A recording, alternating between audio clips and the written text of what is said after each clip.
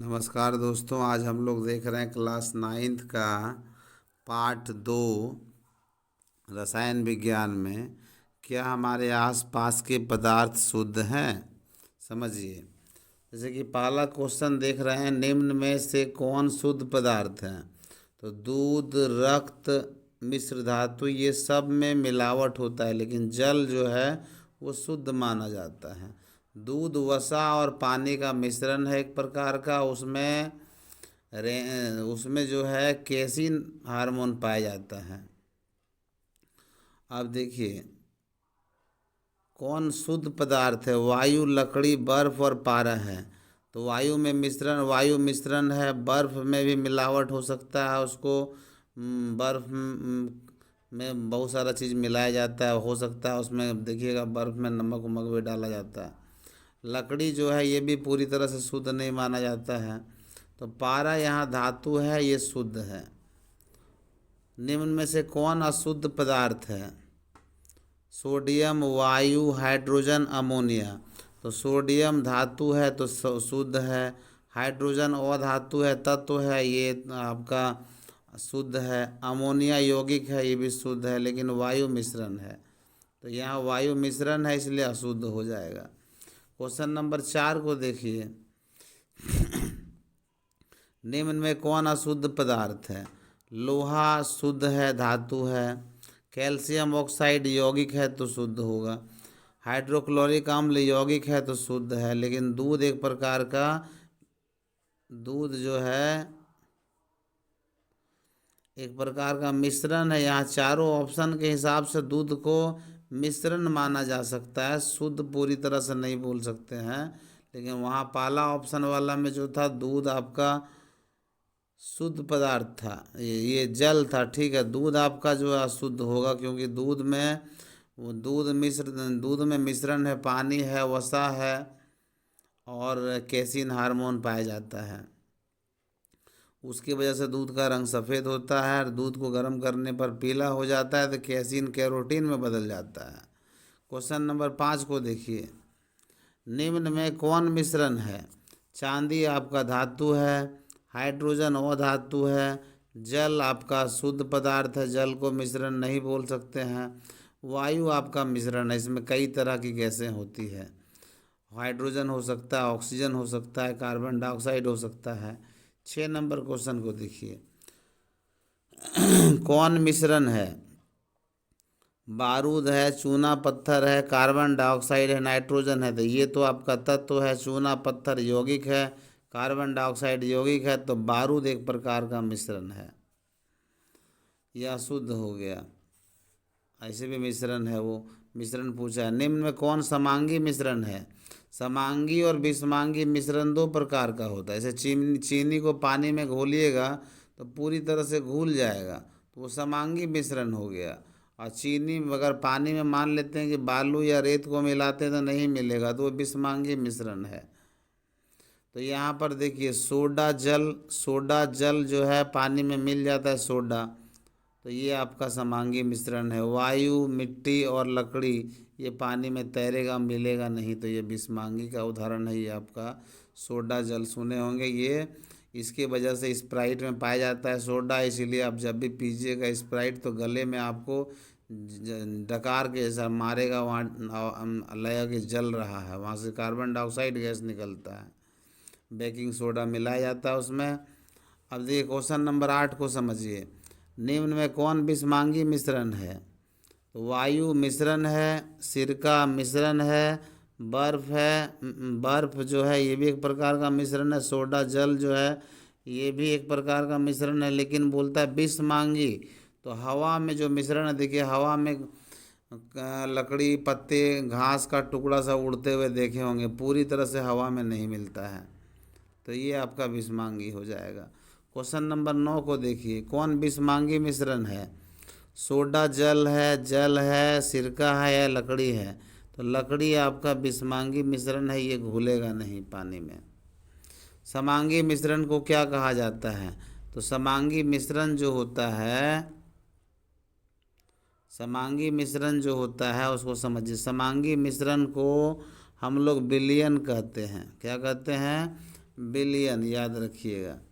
निम्न में कौन विलयन है? तो देख लिए सोडा जल, सोडा और जल एक मिश्रण है तो मिश्रण समांगी है तो वो विलयन कहलाएगा। क्वेश्चन नंबर आपका 12 देखिए, निम्न मिश्रणों में से विलयन की पहचान करें। तो मिट्टी है, समुद्री जल है, कोयला है और वायु है। तो समुद्री जल जो है ये आपका विलयन है। निम्न मिश्रणों में से विलयन की पहचान करें। समुद्री जल में जो है उस जल में पानी में जल और नमक मिला हुआ है तो एक प्रकार का विलयन है। विलयन का मतलब होता है दो पदार्थों का मिश्रण। देखिए अगला क्वेश्चन है, सोरे की जल में विलेयता 20 डिग्री सेल्सियस 300 कहता है 31.5 ग्राम है। इस तथा जो है इस ताप पर 10 ग्राम जल में कितना सोरा घुलाया जा सकता है तो संतृप्त बन जाए? देखिए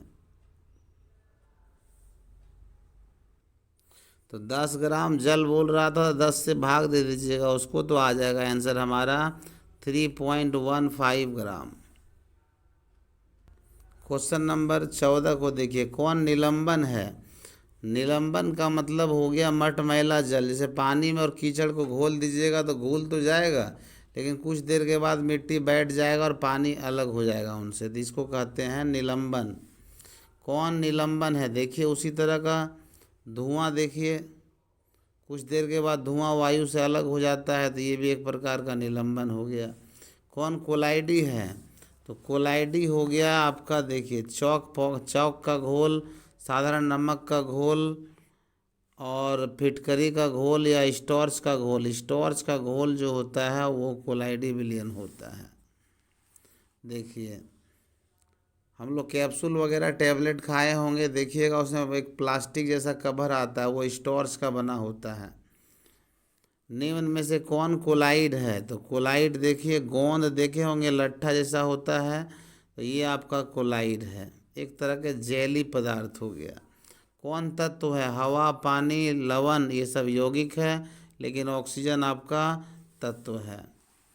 क्वेश्चन नंबर 19, निम्न में कौन तत्व है? नमक है, चीनी है, कार्बन है, मीथेन है। तो इसमें से तत्व पूछ रहा है तो कार्बन तत्व है, बाकी ये तीनों यौगिक है। कौन तत्व नहीं है? तांबा तत्व है, ऑक्सीजन तत्व है, चांदी तत्व है लेकिन पानी जो है एक यौगिक है, तो ये आपका सही जवाब पानी हो जाएगा। क्वेश्चन नंबर 21 को देखिए, निम्न में कौन यौगिक है? वायु है, ऑक्सीजन है, तांबा है या नमक है? तो वायु आपका मिश्रण है, ऑक्सीजन तत्व है, तांबा तत्व है लेकिन नमक NaCl जो होता है, नमक NaCl ये यौगिक है। यौगिक का एक उदाहरण देने बोल रहा है तो जल आपका एक बेस्ट ऑप्शन है। जल का सूत्र H2O होता है। तो तांबा ये आपका तत्व है, हाइड्रोजन तत्व है, ऑक्सीजन तत्व है लेकिन ये यौगिक है। अब निम्न में कौन यौगिक है? अगला क्वेश्चन देखिए 23 में, चांदी, टीन, ब्रोमीन या जल? तो जल यौगिक है, आपको पहले भी बोले। निम्न में कौन मिश्रण है? तो मिश्रण मतलब देख लीजिए कौन मिश्रण है। लोहा मिश्रण नहीं है, चीनी में भी शुद्ध पदार्थ होता है, ऑक्सीजन भी नहीं है लेकिन बालू में मिश्रण है। देखिएगा छोटे कण मिट्टी भी होते हैं, बड़े कण भी होते हैं, घास पत्ता ये सब होता है उसमें। क्वेश्चन नंबर 25 को देखिए, निम्न में से कौन मिश्रण है? वायु है, समुद्री जल है, कच्चे फलों का सलाद है या इनमें सभी है? तो ये सभी जो है मिश्रण है, सभी वाला ऑप्शन अमूमन सही हो जाता है। क्वेश्चन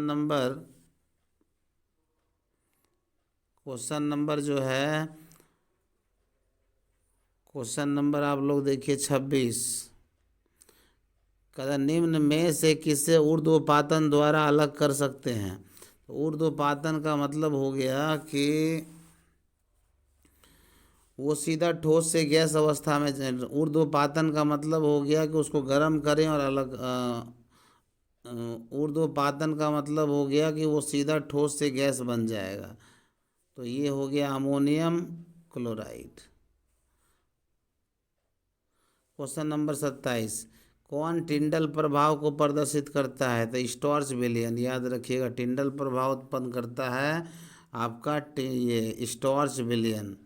टिंडल प्रभाव का मतलब हो गया, कभी किसी बंद कमरे में चले गए हैं और वहाँ कहीं छेद है, तो वहाँ आपको प्रकाश जो है सीधी रेखा में जाता हुआ दिखेगा। तो इस तरह का प्रभाव जो कुहासा वगैरह होता है वो टिंडल प्रभाव कहलाता है। अब देखिए, निम्न में से कौन टिंडल प्रभाव को दर्शाता है? तो दूध सफ़ेद दिखता है, तो ये भी आपका टिंडल प्रभाव उत्पन्न करता है। क्वेश्चन नंबर देखिए, हम लोग देखते हैं क्वेश्चन नंबर 29 को। विलयन में परिक्षेपित कणों का आकार होता है, तो कणों का आकार जो होता है 1 nm मतलब नैनोमीटर से छोटा होता है, याद रखिएगा। कोलाइड में परिक्षेपित कणों का आकार होता है, तो याद रखिएगा 1 nm से लेके 100 nm के बीच होता है। क्वेश्चन नंबर 31, निम्नलिखित में से परिक्षेपित कणों का आकार होता है, तो 100 nm से बड़ा होता है परिक्षेपित कणों का आकार, जिसको अलग कर सकते हैं। निम्न में से कौन सा भौतिक परिवर्तन है? भौतिक परिवर्तन का मतलब हुआ कि उसका रूप बदलेगा, फिर से वो पुनः रूप में आ सकता है। जल से बर्फ बन जाएगा और फिर बर्फ से फिर जल बन जाएगा, तो ये भौतिक परिवर्तन हो गया। बाकी भोजन का पाचन, खाना पचा लिए तो फिर भोजन नहीं बनेगा। पौधों की वृद्धि, एक बार पौधा बड़ा हो गया तो वो पौधा फिर छोटा नहीं हो सकता है। मोमबत्ती जल गया तो फिर से उससे नया मोमबत्ती बनेगा। तो ये सब रासायनिक परिवर्तन है, ये आपका भौतिक परिवर्तन है। क्वेश्चन नंबर 33 को देखिए, निम्नलिखित में से कौन भौतिक परिवर्तन है? तो जल का जमना, जल जम सकता है फिर पिघल सकता है और वही चीज़ बनेगा।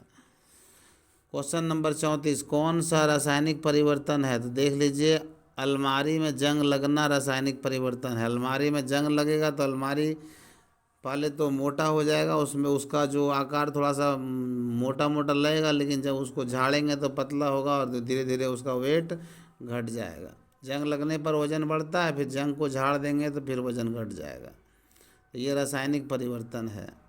जल में साधारण नमक का घुलना, फलों से सलाद बनाना, जल का उबाल कर वाष्प बनाना, ये सब रासायनिक परिवर्तन नहीं है।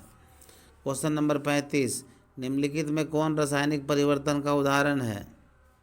तो देख लीजिए, कोयले का जलना, कोयला एक बार जल गया तो छाया बन जाएगा, और फिर उस राख से फिर कोयला बनेगा क्या? नहीं बनेगा।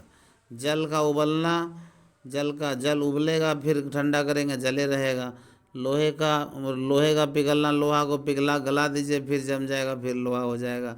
जल वाष्प का संघनन, जल वाष्प को फिर ठंडा करेंगे तो बर्फ बरसता है। तो ये हो गया, ये तीनों भौतिक परिवर्तन है, ये रासायनिक परिवर्तन है।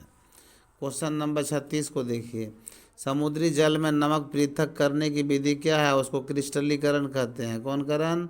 याद रखिए, क्रिस्टलीकरण कहा जाता है।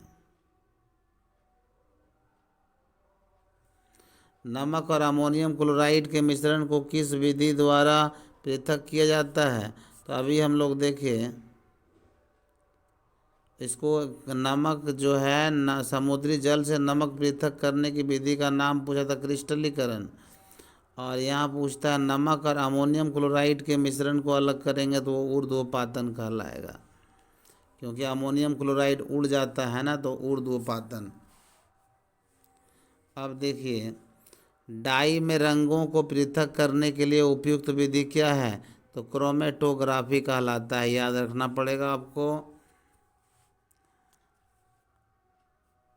दही से मक्खन को पृथक करने की सामान्य विधि क्या है?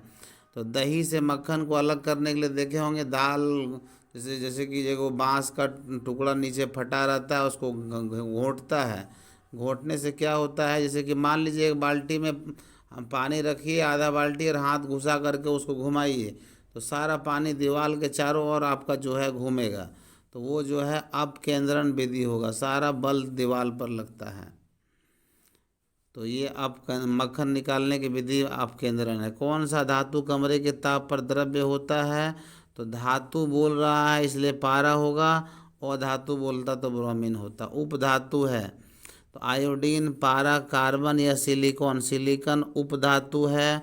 और हम लोगों का मोबाइल का चिप्स हो गया, आपका सिम कार्ड हो गया, ये सब सिलिकॉन के बनते हैं। और मोबाइल का कवर तक जो पीला कलर का प्लास्टिक जैसा दिखता होगा, अमूमन कवर सिलिकॉन का ही बनता है। यहाँ तक कि सोलर सेल भी सिलिकॉन का बनता है। तो सिलिकॉन बहुत ज़्यादा मात्रा में पृथ्वी में पाया जाता है, तो बहुत सारी चीज़ें सिलिकॉन से बनाई जा रही है। वीडियो आपको अच्छा लग रहा है तो लाइक और सब्सक्राइब कीजिएगा, शेयर भी कीजिएगा। वीडियो देखने के लिए आपका बहुत बहुत धन्यवाद।